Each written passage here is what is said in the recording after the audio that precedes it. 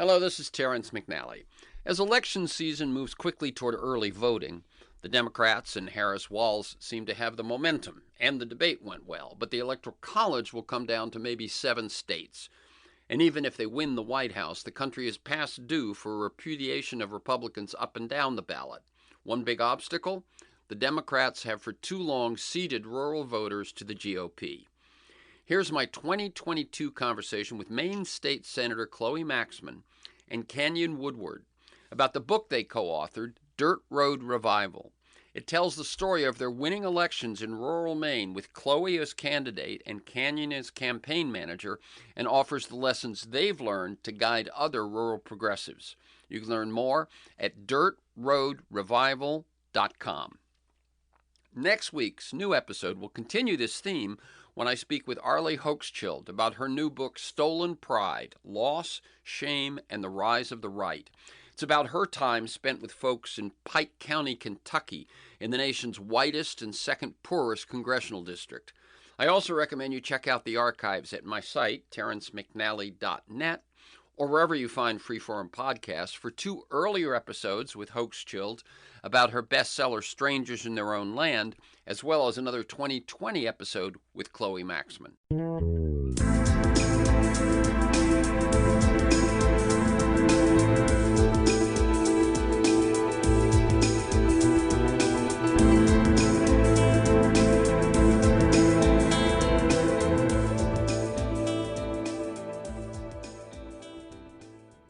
Hello, I'm Terrence McNally. Welcome to Freeform, a world that just might work. And I'm going to be speaking today with Chloe MAXMIN and Canyon Woodward about the book they've co-authored, Dirt Road Revival. It tells the story of their winning electoral campaigns in rural Maine, with Chloe as candidate and Canyon as campaign manager, as well as the lessons they learned to guide other progressives to wins in rural America. And you can learn more at dirtroadrevival.com. That's one word, Dirt Road Revival. On Freeform, we explore the lives, the work, the ideas of individuals that I suspect have pieces of the puzzle of a world that just might work. We look at politics, economics, environment, science, health, culture, and more, all based on the fact that I believe we can do better, and I want to find out how. The show streams weekly on the Progressive Voices Network on TuneIn.com, and podcasts are available anytime, anywhere on Apple Podcasts, Podomatic.com, most major podcast sites, and at my site, terrencemcnally.net, TERRENCEMCNALLY.net. I'm going to say that one more time. TERRENCEMCNALLY.net. I'm really excited to talk with today's guests. One of the silver linings of the pandemic is that my 5 siblings and I began meeting for weekly Zoom calls. And this past Sunday was year 3, episode 14. 4 of us were on yesterday, and I suppose we could be termed an echo chamber, talking about Ukraine, the midterms, social media's psychosocial algorithmic targeting, democracy, climate. There was a lot of skepticism whenever one of us might venture a hopeful possibility. Well, Chloe MAXMIN and Canyon Woodward are, for me, one of those hopeful possibilities. At least as far back as 2004 and Thomas Frank's What's the Matter with Kansas, Democrats have been bemoaning rural Americans' apparent willingness to vote against their own best interests. Bemoaning, blaming, despairing maybe, but not much in the way of truly figuring out why, or more importantly, what to do about it. And what may have been troubling in 2004 has only gotten worse, leading to Trump's Electoral College victory, and I think one could accurately say Joe Manchin's derailing of Biden and the Democrats' best hopes of taking significant strides to deal with economic inequality and the climate crisis in the Build Back Better bill. Robert Reich, in a January article about today's guests, makes the following points. He says, when the American electoral system was created, over 95% of Americans lived in rural communities. Now fewer than 20% do. But the nation's electoral system remains locked in the founders' 2 18th century inventions, both of them premised on America's widely dispersed rural population. the Electoral College, and a Senate within each state gets 2 senators. Today, the 10 most populous states in the Union are home to half the U.S. population, but their 20 senators make up only a fifth of the U.S. Senate. The other half of the population, spread out over 40 smaller states, elects 4/5 of the Senate. This means half of the country gets 4 times the number of U.S. senators per person as the other half. A state like California, with 40 million people, has the same number of senators as Wyoming, with 579,000. That's why reaching and pulling in and encouraging rural voters is so crucial. MAXMIN and Woodward not only offer ideas about how to reverse the overwhelming slide of rural voters to Republicans or to Democrats who vote with Republicans, their ideas work, and they've got the electoral victories to prove it. Chloe MAXMIN has been elected to the Maine state legislature and Senate by focusing her energies on listening to the citizens she represents and then representing them. Today, this is fairly radical behavior, radical in its simplicity and its potential. As she and Woodward wrote in an article in The Nation in 2018, we dig into the local, cultivating relationships and utilizing the resourcefulness of our rural communities to build a rooted movement. We see that rural America is alive and beautiful, eager to be heard and remembered.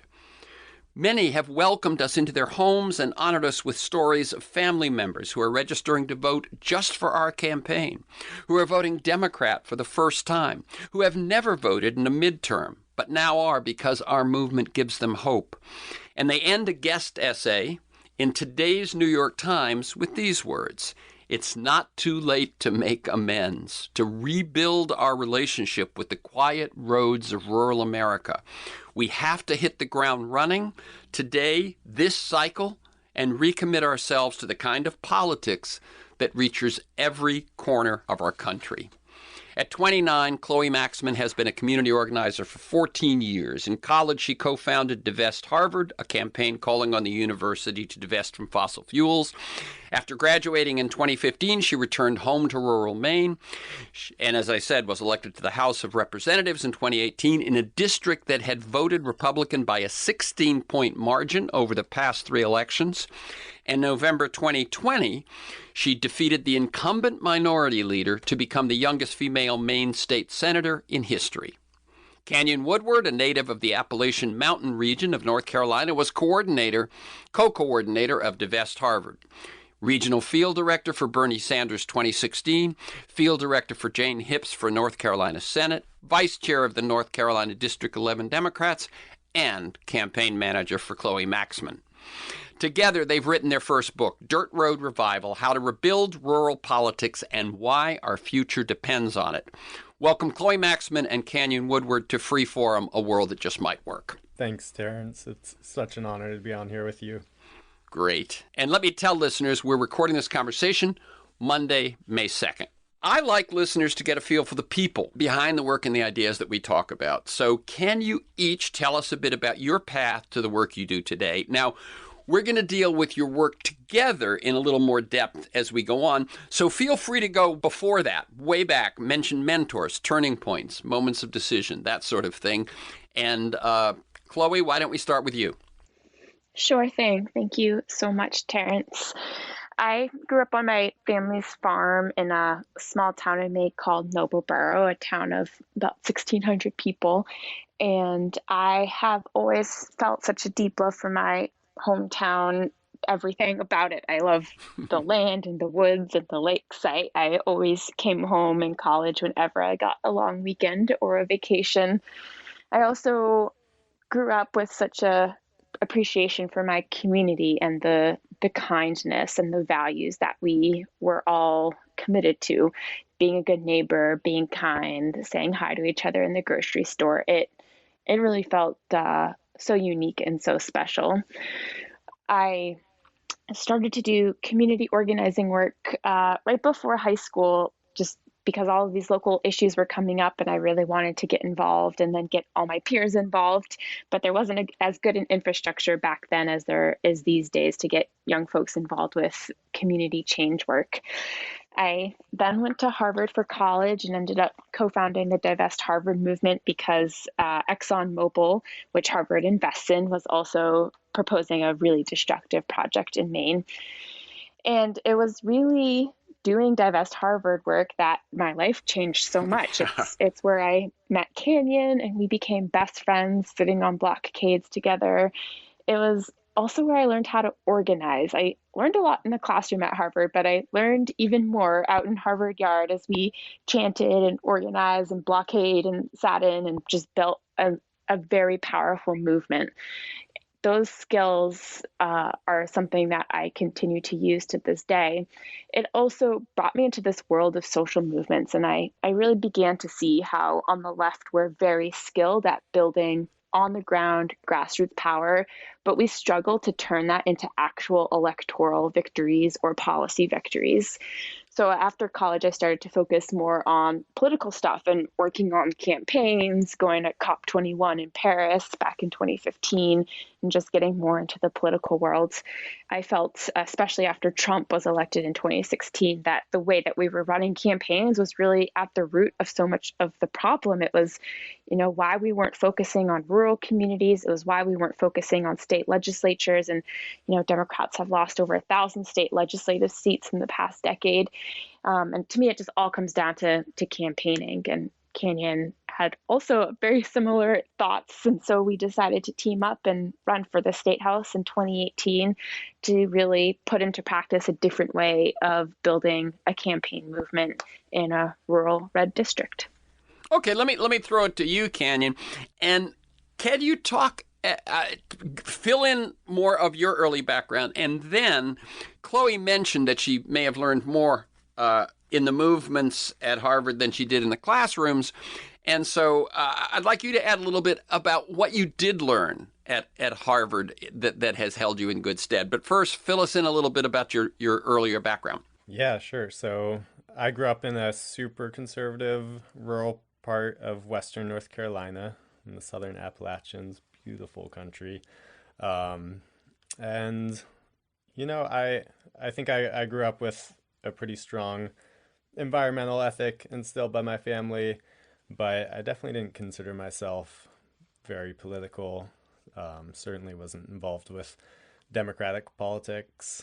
One of my first memories of strong encounter with politics was actually on this very local issue where the Department of Transportation was trying to come in and demolish this beautiful historic truss bridge that was kind of an icon of our community and replace it with this big slab. And our community got up in arms over it. We packed the basement of the Baptist church for this public hearing on it, and for 3 hours just went to bat against the DOT as they sat there and listened. And at the end of that, this guy stood up in the front row and he was like, "Y'all, I'm so and so, your county commissioner, and tonight was democracy in action. The people have spoken. This project is not going through." And we gave him this huge standing ovation. And then I think 3 days later, he voted in favor of the project. Oh, I could tell by your tone this wasn't going to have a happy ending. Yeah. I was in high school at the time, so it was, a 16-year-old or whatever. Formative years. Yeah, it was just like, shoot, this is everything. This is everything that people say politics is. It's slimy. It's backhanded deals, and I want nothing to do with it, frankly. And so I didn't have anything to do with it for a while. I went off to college. I didn't even vote in the midterms in 2014, which I'm embarrassed to admit, but it's kind of illustrative of where I was coming from. And then just really got into climate organizing, thanks in large part to Chloe and some of my mentors there. And through that came to realize that the reason we weren't making meaningful progress on climate change was because of the people that we have in office, and that if we let ourselves be repulsed by the political system, then those in power, the fossil fuel companies and company are going to win. And so we have to hold our noses and wade into it. And so that's what we're trying to do. Great. As I said, some of what I wanted you to tell me a little bit about what you learned at Harvard that works in Maine. But first, tell the little anecdotal story about the moment when you and Chloe really connected early in your time at Harvard. Yeah, I think the first time I can remember us hanging out was we volunteered to go and pick up gravel for an art display to protest the Keystone XL pipeline, and so we hopped on a bus and took off towards the place where we were gonna get our gravel, and our stop came up, and we stood up to get off, and the bus just whizzed right on past, and we looked at each other so confused. We had, coming from small communities where we didn't have public transportation, we'd never ridden a public bus before and didn't know you had to signal the bus driver to stop at your stop. So that was a funny early bonding experience. We had a long walk after that to begin forming our friendship. Right, a walk you hadn't intended. I got it. Great, and yeah. So this notion of some of what you learned at Harvard, and I'll start with you, Canyon, but then take the ball if you want, Chloe.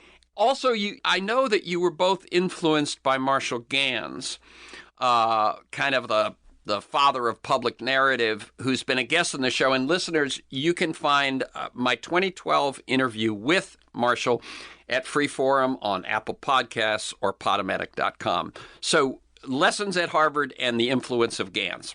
Yeah, Marshall completely changed the trajectory of my life. I got to take a 10-person tutorial with him fall of my junior year, and he's an absolute legend of community organizing and public narrative, as you said, and political change. And his class was focused on doing organizing outside of the classroom, and then taking the lessons from class to that, and vice versa.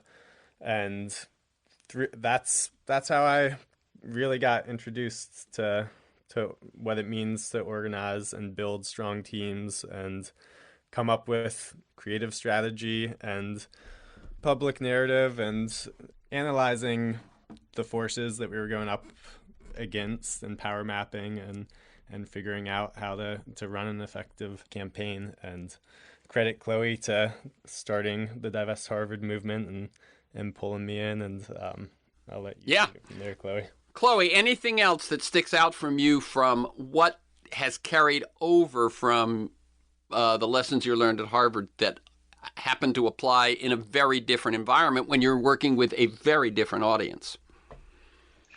I think there are so many, and they range from really small things like, making sure that you have lots of different roles in whatever you're doing so that people can plug in however they feel comfortable and that those roles are really effective and meaningful. But the larger one that's so important is just building relationships with people, that I think we have when we're doing change making work and especially in politics and campaigning, we have this tendency to be really extractive, to just say, hey, I need you at my rally, or hey, I need your vote, and just kind of taking stuff from people instead of giving something back and creating something together. I think that sense of shared ownership and camaraderie is just it's so important. I mean, that's community. That's why we do anything that we care about. Mm-hmm. And you have said, I think what's interesting is you have said about rural folks that, oh God, I'm looking for the quote, but it's that it all begins in relationship, right? Yeah, that definitely. And that while I would imagine that would also be true on a college campus, even though as I said, the audiences may be very different. That notion that everything begins in relationship is really demonstrably true in rural areas, in small towns, and so on, right? Yeah, 100%. I mean, I think that's certainly true to a large extent everywhere, but I think one of the things that I first noticed on campus was walking by and like waving at people, which was the norm where I came from, and people thought that was really weird. And in a city, I think there's just so many people. It's kind of you sort of tune out and you just have your people, and you can kind of ignore everyone else. You just don't have time in the same way that you do in a rural place where you don't run into as many people. You're living out in the countryside, and you go to the bank and you chat with the teller, and they ask how your family's doing, and they know them. So I think in rural places especially, taking the time, slowing down, and building those relationships is really the key to everything. Yeah. And I would say, by the way, that does apply in urban settings. If you can get people to slow down enough to slow down with you, it's still going to be where the real currency of any movement together is going to be born, is in those relationships. Tell us a little bit. I'm always curious about this with teams, how you work together, first in campaigns and then in writing this book. And whoever wants to start, obviously this is one where the other one can fill in. Yeah, I think Canyon and I always say we're better together. When we first started working together, we're really different people, but in very complementary ways. And so when we first started working together, back in college, we would butt heads a little bit because we do work in such different ways. But it didn't take us long to realize that,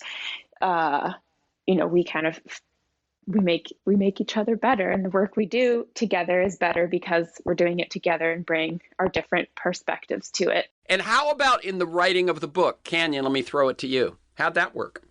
I've written a book and screenplays with other authors, and it's a challenge, but I think it's a challenge that's well worth it. Yeah, I mean, I feel so grateful to have been able to write the book together.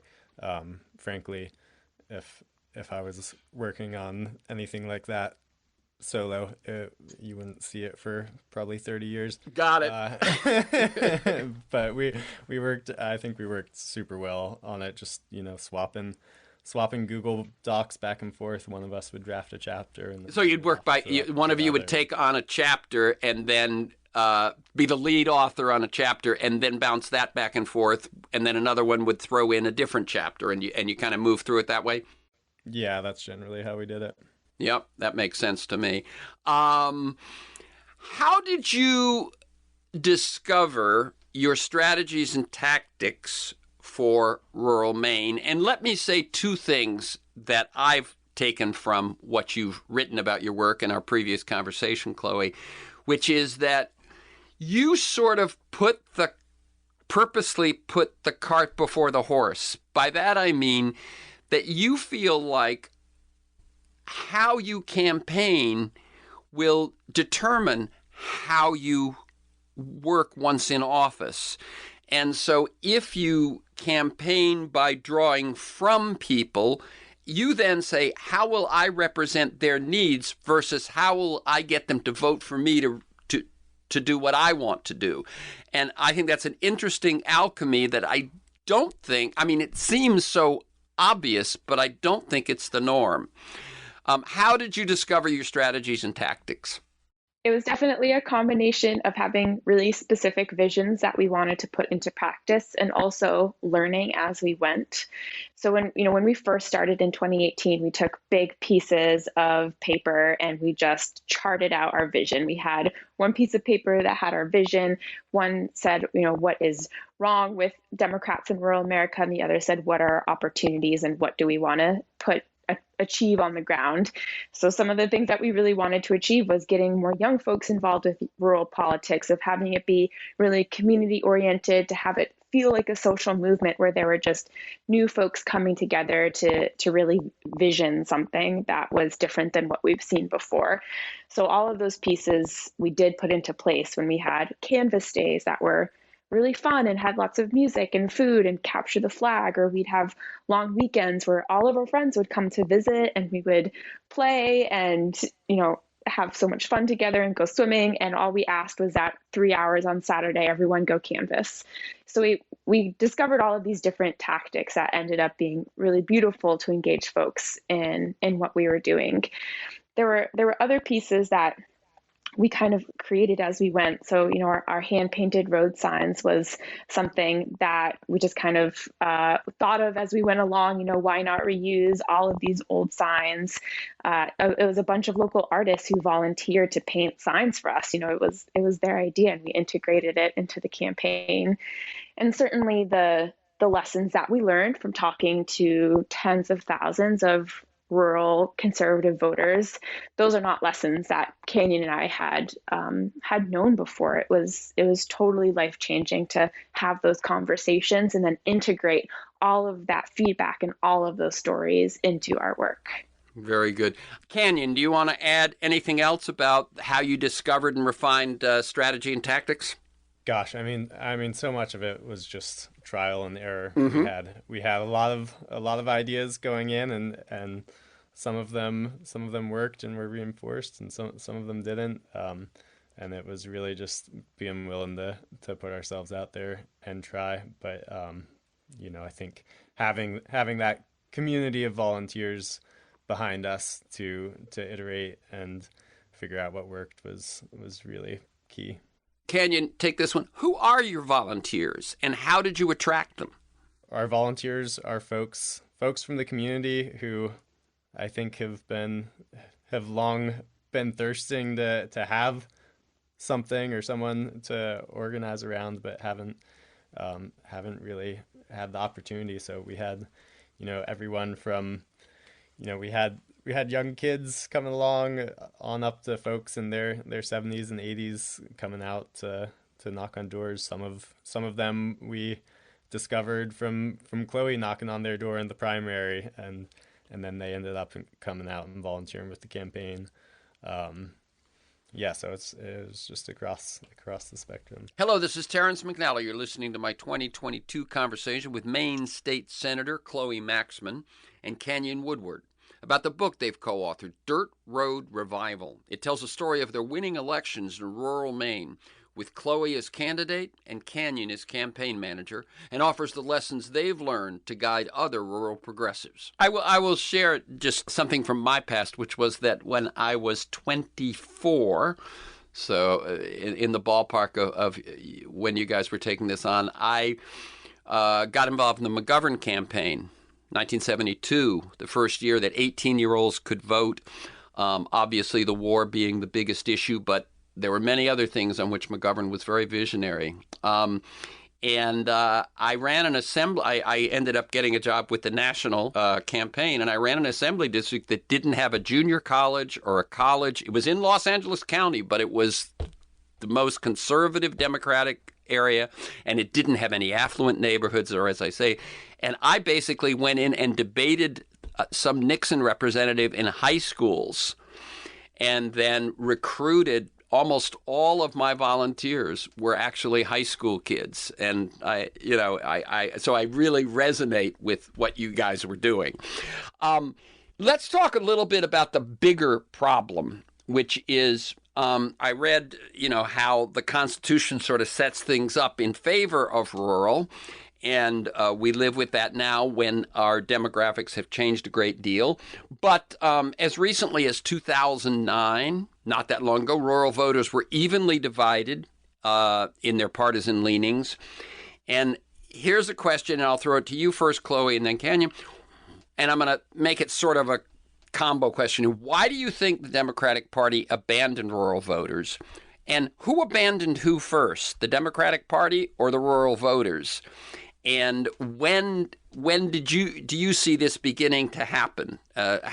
So sort of talk a little bit about that, because there was a time when the rural voters were pretty much Democratic, and Republicans were more of an urban Wall Street kind of a party. It's such a complicated story, and there's so many dynamics involved with it that I know we won't be able to touch on here. But and Candy and I bring different complementary perspectives to this, as always. I think that campaigning in rural America is really hard. It takes more resources, more time, more money, more volunteers. In a city, you can knock 200 doors a day, and out where we live, you're lucky if you can do 100. Mm-hmm. So it's just a really different dynamic. And I think we just saw Democratic infrastructures just kind of evaporate after Obama got elected. That network didn't continue to stay vibrant. Those folks didn't continue to stay engaged, and Democrats just kind of pulled out of rural places and repeated that cycle after cycle, even though we kept losing elections. And we saw, at the national level in particular, rural caucuses being disbanded, and just a very intentional thought that we don't need to really focus on rural folks. Right. You point out, let me jump in for a second. You point out this wasn't just kind of, it seems that way. It's that they actually closed down pieces of the party machinery that were there to deal with rural voters. Like they actually put into practice kind of their idea that they weren't needed. Exactly. And for example, in 2016, towards the end of Hillary Clinton's campaign, they abruptly created, a rural desk for the campaign. But before that, there hadn't been an intentional focus on rural campaigning. And that, we saw that so clearly as we were campaigning just 2 years later. So there was just this huge vacuum when it came to talking about issues that were affecting people. And the Republicans just really effectively created structures that filled that void really quickly and really effectively. And they did that by really talking to people based on values and not policy. It has just resonated so deeply. And I think these dynamics have created a positive feedback loop where it just gets kind of echoed into every part of our work on both sides, to the point where Republicans have a very solid capture of the rural vote and the Democrats have almost no foothold. Yeah, and one thing I would say that sort of spills out of what you're saying is that one can sit here and look and say, well, the Republicans don't have much in terms of policy. They want a certain kind of judge and certain kinds of tax cuts, but there's not much else there. And it was sort of look at them and go, all they run on is culture and that sort of thing. Well, that's much closer to running on values. And the Democrats lean toward the policies instead of the values that drive those policies. Exactly. And there, and even in that statement, there's so many different factors at play, with young folks leaving rural places because there just aren't enough jobs and opportunities, and they go to the cities to seek education, just like Canyon and I did. And we returned home, but a lot of our peers don't return home to their rural places. And so, it creates this feedback loop where there's just, it's the same story year after year, and rural folks are just really left behind without the same kind of economic opportunity or economic inputs that we see in cities, and just folks leaving the communities because it's too hard to stay there. And you talk about, Chloe, I'm going to ask you specifically because I recall it was you that I've read say this, that you would find that people that what's your premise, by the way, if people haven't gathered this, is not, hi, I'm Chloe MAXMIN, I'd like your vote. It's, hi, I'm Chloe MAXMIN, I'd like to know what you're thinking about. And pretty much right there? Yes. Yeah, that it's exactly it. It's not a transaction in which if you spend X minutes with me, I want your vote. It's a relationship in which I'm here to learn what bothers you, what's on your mind, what matters to you, so that I can then serve you, which as I said is radical in its simplicity, but seems to be what democracy should be about. And you talked about how you might not hear them ever say climate change, and yet when they started talking about what they needed and what they wanted, it would be all these things that would be helped if we had a good climate change policy. Can you talk just a bit about that?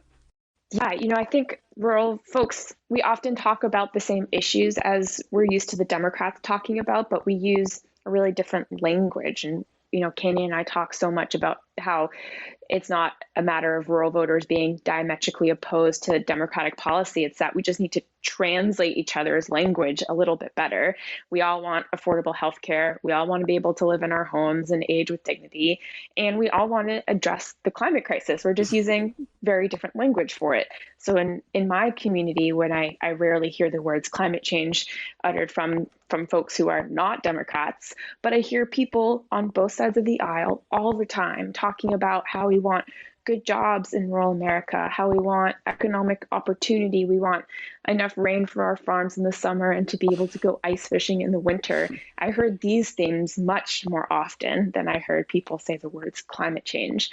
But to me, those are some of the impacts of the climate crisis and some of the opportunities of a just transition in a rural space. So I've really tried to focus on that as an elected official to be able to bring that perspective into the climate policy world. Okay, I'm going to stick with you, Chloe, on this one too, which is talk a little bit about once you got elected, that how you were able to be one of the key players, even as a rookie, in terms of getting Maine to pass its own sort of Green New Deal. When I was first elected in 2018, I had 4 bills in my first session. They were all bills that came directly from constituents. And one of them was called an Act to Establish a Green New Deal for Maine, which was really a conglomeration of all those themes I was just talking about. Mm-hmm. How do we have climate policy that's rooted in a rural working space and that's really focused on job opportunity and job creation. And I called it a Green New Deal on purpose so that I could draw attention to that different way of talking about climate change that I feel like is really, I think it's changing a little bit now, but it's pretty much left out of, the progressive climate space. So it worked. A lot of people paid attention to the bill, and it was the first state-level Green New Deal bill to be endorsed by a state AFL-CIO affiliate, which was very exciting. The entire bill was created in collaboration with the unions. Ended up getting watered down, and it ended up being a very targeted piece of legislation that was really focused on making sure that young folks in Maine can go through an apprentice program and then get a job on large-scale renewable energy projects. So, that was the angle that we took. We also had a piece in there that made it easier for schools to access solar energy, because property taxes are a huge, huge issue in my community. And because they fund the schools, and running schools is very expensive, and we don't want the energy transition to fall on the backs of property taxpayers. So that was another way that we talked about climate change in a rural context is through property taxes. And how was it to move your fellow legislators? What was that like? How did that play out? I think folks saw the title of the bill and they were a little worried about it, but the content of the bill was really simple and straightforward and like a really easy way to make sure that there are more good jobs for young folks doing union work in Maine. As the bill went through its process, it came to a vote on the House floor, and the Republicans got up and interrupted me 4 times in a row, 30 seconds apart. I don't know if it was planned or not, but it always seemed like it was planned to me, because I was trying to talk about climate change and how this bill is a way to address climate change through a rural lens. And the Republicans kept getting up, interrupting me, saying that I was out of order because the bill wasn't about climate change and I couldn't talk about climate change. So I thought that was so interesting, how in my mind, the two issues are really connected, job creation and climate change. But on the other side of the aisle, at the elected official level, they were not connecting those dots. Mm-hmm. And was this were the votes close? Was it a difficult bill to get passed, or did something sort of carry the day? It was quite a few years ago now, so I don't remember the exact votes. But it did pass the House and the Senate, and it did get signed by the governor, which is all very exciting. My memories of it are mainly just working with the unions, and having those conversations and really following their lead and what they were looking for out of climate jobs bill. Very good. Let me ask, and here you can start on this one, Canyon. The role of money in your campaigns. How do you raise money, and how much have you been helped by Maine's campaign finance rules? Yeah, so we were super lucky in that Maine has a unique campaign finance system. It's called Maine Clean Elections, and candidates can, at the beginning of the campaign, they have to choose one or the other. They can run as a traditional candidate, raising money in the traditional way, and can raise unlimited sums that way, or they can choose to run as a clean elections candidate, which means that the campaign is publicly funded, and you can get you basically have to go door to door and get folks to donate at least $5 to the state fund. And based on the number of those $5 contributions you can get a minimum amount on up to it's capped out at a little under $70,000 for a state Senate campaign.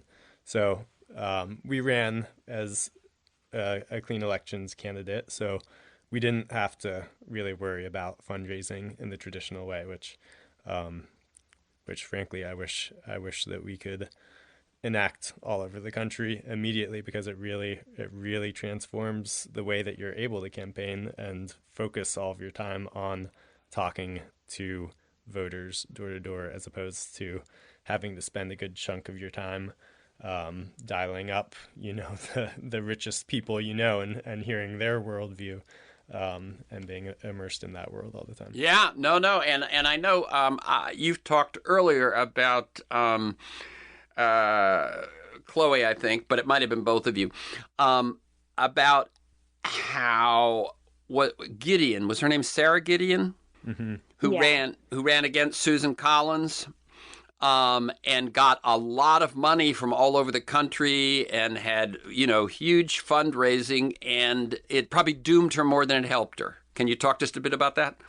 Yeah, I think there was a lot of money behind that Senate race on both sides. It was historic spending, and it just completely saturated the airwaves in Maine. People were so fed up with both sides. It was all very negative and nasty.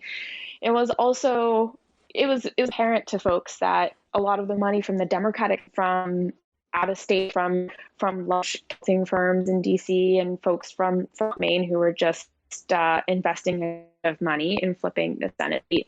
And I think it was really reflected in the way that the campaign was run. Rural folks just really didn't feel heard. They didn't see their issues and their language and their struggles reflected in what was coming out of the Democratic Senate campaign.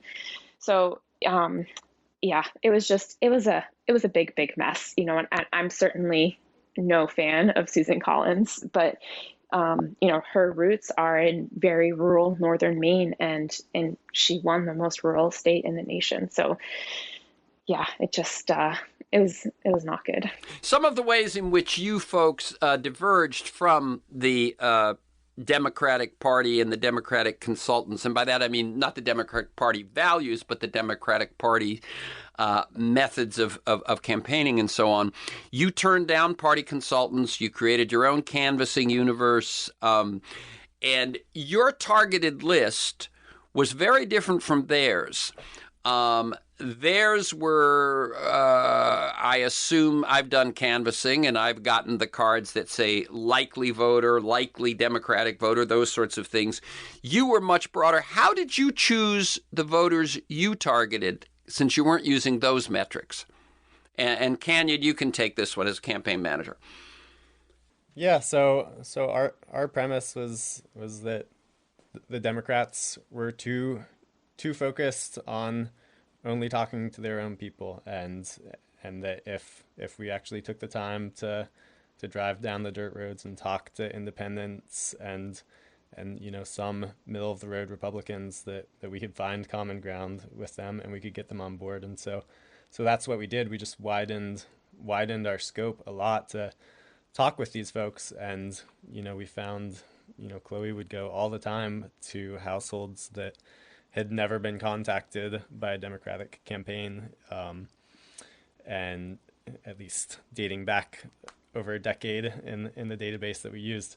And so that was it. We just broadened our reach. And then I think back to the point about Gideon and that campaign, what we heard all the time at the doors was what a refreshing contrast Chloe's message was to what they were getting bombarded with on the U.S. Senate race and the presidential, where it was just so much big money and so toxic, constant character assassination and negative ads flooding their mailboxes and TV. And I think our commitment to not saying a bad word about Chloe's opponent and running a 100% positive campaign was something that also really resonated with people all across the political spectrum. And one of the things that I want to point out that's technicality here is that if you are getting money from PACs, and they're able to give this money because they're not coordinating with the campaign, and this is the way an awful millions and millions of dollars are spent these days, you can't coordinate with the campaign, and you can't necessarily say, vote for Chloe MAXMIN. So you end up doing negative campaigning. It's almost like the darker the money, the more negative the campaign. And so that's a very much self-reinforcing way of playing the rules. Agreed? Yeah, that's totally right. So, and let me also ask you, I meant to back then, how many states have clean campaign funding rules, even in the ballpark with Maine? I believe California does, but how many places is that a possibility these days? Do you know? Yeah, I'm actually not sure. Okay, but as I assume we all actually know, and know it so well that we keep forgetting that we know it, is that unless we change campaign finance rules, it's very difficult, I think, to elect the right sorts of people to run the right sorts of campaigns and to actually do the right sorts of things. One of the things I say is that when television advertising became the primary mode of campaigning, certainly in national and certainly in big state and urban environments, the price tag went up, and the Democrats began realizing that they would now raise funds from the same people the Republicans would, only the Republicans actually agreed with all of them. And the Democrats ended up sort of, I say, instead of going for touchdowns with something that might have to do with inequality or labor or social or racial justice, they would go for the 20-yard line because their funders didn't necessarily agree with that. And so you had one party that was aligned with its big money funders and one that was a little ambivalent. And that's a fight that I think the aligned party usually wins. Any comments? Yeah, that makes sense, and I think it's something that resonates across the board. There's huge support for reforming our campaign finance laws from Republicans, independents, and Democrats, and we have to keep pushing for that because the truth is it really I mean the influence on the policy that we pass from from big money is enormous, and it's only getting bigger. And we have to slam the brakes on that. So, Canyon, I'm going to throw this last question to you, which is, you've done your work to to discover what works, to win your elections, to pass necessary legislation like Maine's Green New Deal. But you've also done it to sort of try to figure out what would work elsewhere. And your book includes some guidance for folks elsewhere. What are your 2 or 3 or 4 big messages in terms of turning this situation around, so that we no longer say in 5 years or 8 years, oh, those rural Americans, they vote against themselves all the time. Oh, they fall for the Republican, BS and blah, blah, blah, and which is just such a dead end, both in terms of results and in terms of relationship. What's your advice that you've learned hard lessons that could help others? Yeah, I think to folks like us who grew up in these communities, who love these communities, and are committed to them, the message is that it's not impossible, as as the media and a lot of the party establishment has seemed to say. It's not impossible to run and win in these districts, and there's a whole lot of value and meaning in trying, regardless of the outcome. That is always up in the air in politics. Mm-hmm. But to bring the community together and organize is valuable in and of itself, and it's possible to win. And we have to do that from the local level, state level on up. And then to the party establishment, it's a lot of tough love. It's it's pointing out that we've walked away from these communities, and we are responsible in large parts for the rise of right-wing extremism and Trump, etc., for not being there and staying in this conversation with folks. We just totally abandoned that space. And unfortunately, the reality of the way that our democracy was created is that it rewards the party that can win support over large geographic areas. If we win 90% of the vote in a district in the city or suburbs, that's great, but that doesn't do anything for all of the rest of these districts. And so that has huge consequences, both at the state level, with Republicans having control of so many state legislatures, and them getting to pass extreme legislation, and also draw the maps that that we use to elect our congressional delegations. So the message to the Democrats is, it's if we care about having any chance of passing progressive legislation for the next decade, we have to go back and invest in rural organizing. Spending all of our money on television ads in large metropolitan markets is not our path to victory. We have to reconnect with rural communities and invest in real grassroots organizing. Yeah. You've led me to one more. I said that was the last question, but let me just piggyback on that one. What has been the response of other Democrats to your success, to your advice, too early to say to this book, but what has been the response? Well, a lot of what we hear is from other rural progressives who are reaching out and being excited to have a story to latch onto of hope, because so much of what we've gotten is the opposite of that, of it's not even worth trying. I think somewhat TBD what the response is from sort of the party establishment and a lot of the folks who really call the shots in positions of power on what our strategy is, but really hopeful that some of this message is starting to get through. Okay.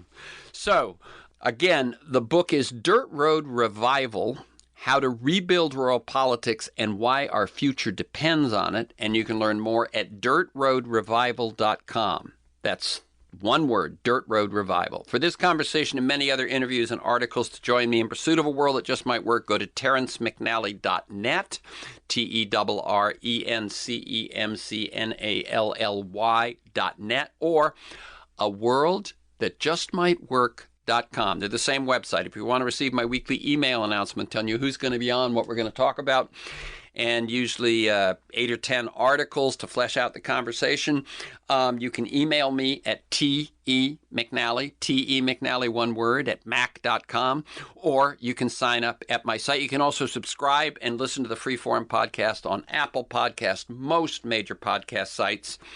You can find years of podcasts at my site.